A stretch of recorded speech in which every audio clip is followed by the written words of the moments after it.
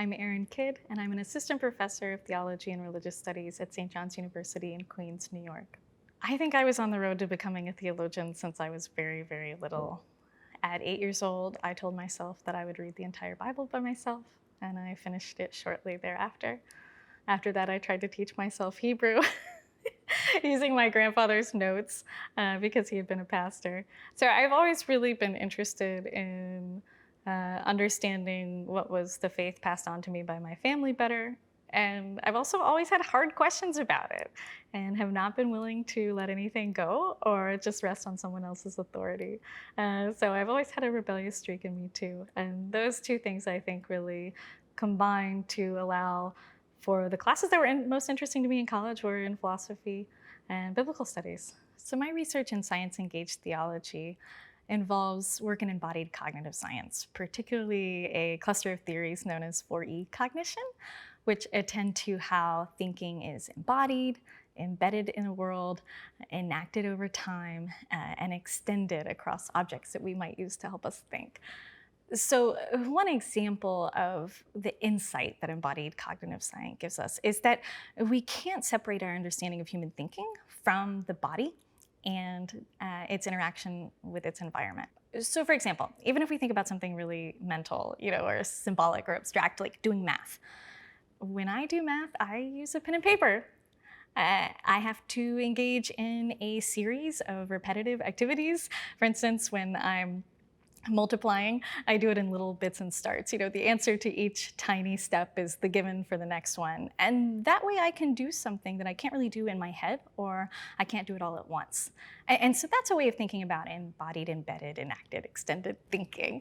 That thinking is kind of happening on the pen and paper. It's not happening in my mind. And honestly, even when I do math in my mind, I do things like carry the one. And I visualize the one, and sometimes I even have to take my finger, and sort of visually imagine the one.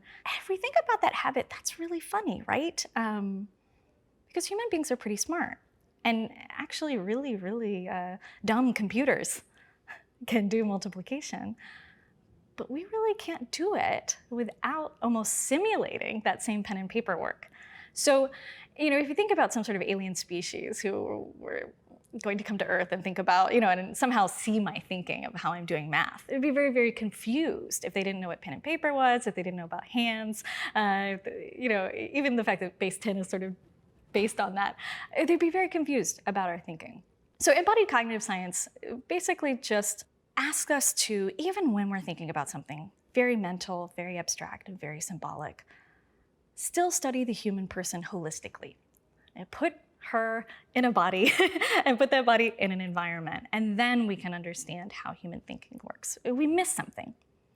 And so embodied cognitive science has really been expanding our understanding of how human meaning-making works. And what I want to argue is that we need to expand how religious meaning-making works. Religious cognition, in other words, is going to be just as dependent on who we are as human beings, where we are, and what we do. So for instance, one of my research projects right now engages the life and particularly religious experience of Harriet Tubman.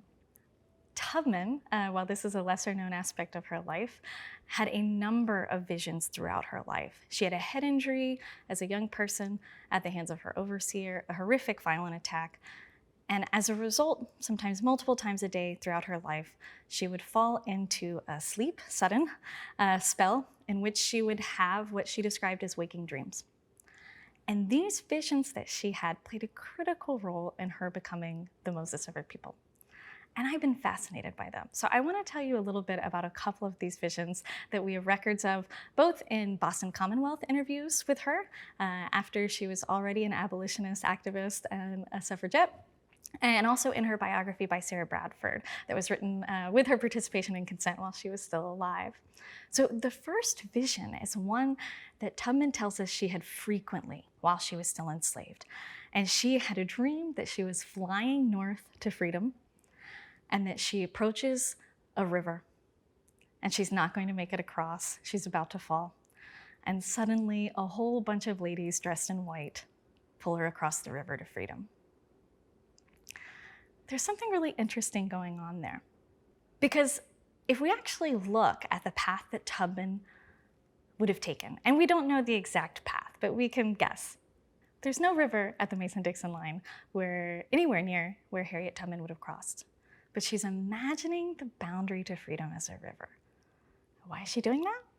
Well, she's thinking about the Exodus story.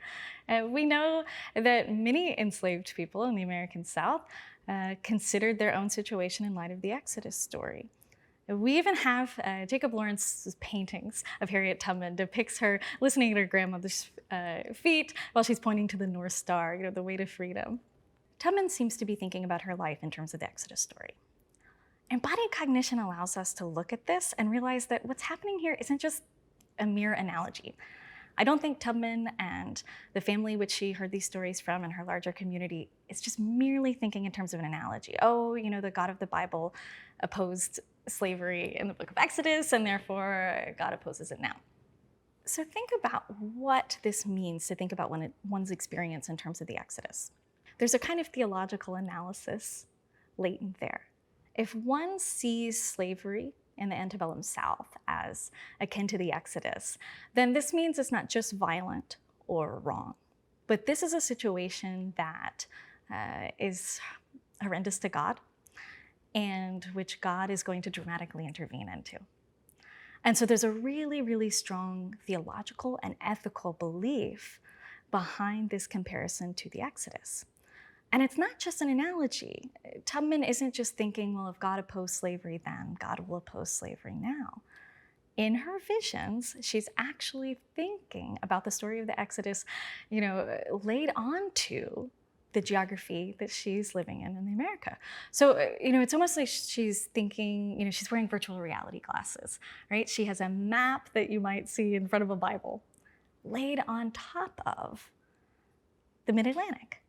And so when she's thinking about crossing into freedom, she's thinking about crossing a river, even though there's no river. Now, this seems to be a part of a broader, what we might call a biblical imagination that Tubman has. But it's a spatial imagination. It's an imagination that draws from and then later frames her understanding of space. So she has these visions that encourages her to think about the world in terms of the Exodus. But things get really, really interesting. Tubman has a number of very, very strange experiences where she receives warnings through her visions that she's going to be sold by her slaver.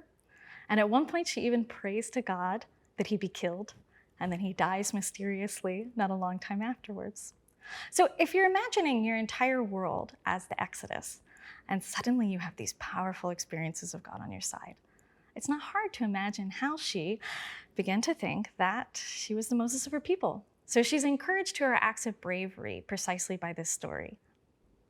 What happens next is really strange. She crosses the Mason-Dixon line. She says that she recognizes all of the people who helped her along the way, that they were exactly the ladies dressed in white who helped her over the river in her visions. But when she crosses over, she experiences a vision immediately. And it's a light that she describes as glory. But for some reason, the light illuminates her own loneliness. She's crossed alone. She calls herself a stranger in a strange land. In other words, she identifies with Moses when he first flees to the wilderness, before he ever encounters God in the burning bush and is engaged in acts to help free those enslaved Hebrews. What's striking to me is that Tubman has this realization that she's alone only after crossing the Mason-Dixon line. There's not really any new information. She knew she was alone the whole time. She already conceived of herself as the Moses of her people, so you might think she would already have thought that she had a duty to save others. But she has the realization, she has the vision after she crosses the line. She seems to almost be thinking with her feet. So she crosses the line, and precisely because she's already conceived of that in terms of crossing the Sea of Reeds, it's almost as if that movement makes visible the contrast. She's no longer actually acting like Moses, because the second time Moses flees Egypt, he's with a band of people. And so she realizes she's alone. This vision is at least what Tubman says inspires her to go back and save others. And so all of her acts of bravery and courage, her acts as a military commander, as a strategist, as a spy, All of these are inspired by this one vision where she recognizes she's not living up to the role of Moses. And so embodied cognition can help us understand not just the way that this metaphor inspires her theology, inspires her entire life, but it can help us understand the role of her actually moving from Maryland to Delaware and then to Pennsylvania is a kind of theological thinking itself. We can't understand Harriet Tubman's theological imagination unless we actually locate her in her environment. And that's what embodied cognition asks us to do. And when we look at religious cognition as something that not just floating minds are engaged in, but embodied people who are operating in specific environments, I think we gain a more robust understanding of what it means to have a theological imagination. And I think also we gain a more robust understanding of what it means to be human. I think there's something really deep and enriching about recognizing that we can't be understood as just minds, that we are who we are based on where we are and what we do. And so there's a theological anthropology there as well that invites us to really embrace an understanding, including an empirical understanding of what it means to be human. And for me, particularly as a Christian theologian, that's meaningful because I have a conception of God who creates in the Imago Dei and who assumes human nature. So I don't think this research about who humans are and how humans do think is irrelevant to how we ought to think about God. We can actually go from is to ought if we're thinking about a really robust Christian theological anthropology. So if we look at Tubman, she has this grand metaphor of her own life in terms of the Exodus story. But it's really not just a metaphor. Once she sees herself as Moses, she becomes Moses. She enacts it. It doesn't just inspire her, but this is a theological imagination that's embodied, embedded, extended, enacted, and it becomes true in the doing. We could argue that her visions were caused by a head injury. We could choose to explain them away if we wanted to. But I don't think this is threatening to the Christian theologian or to the person who's inspired by her acts of bravery and holiness. I think, again, if we are operating in light of the incarnation, that supernatural and natural causes are going to be entangled and not so easily separable. But it's interesting to me how they're entangled.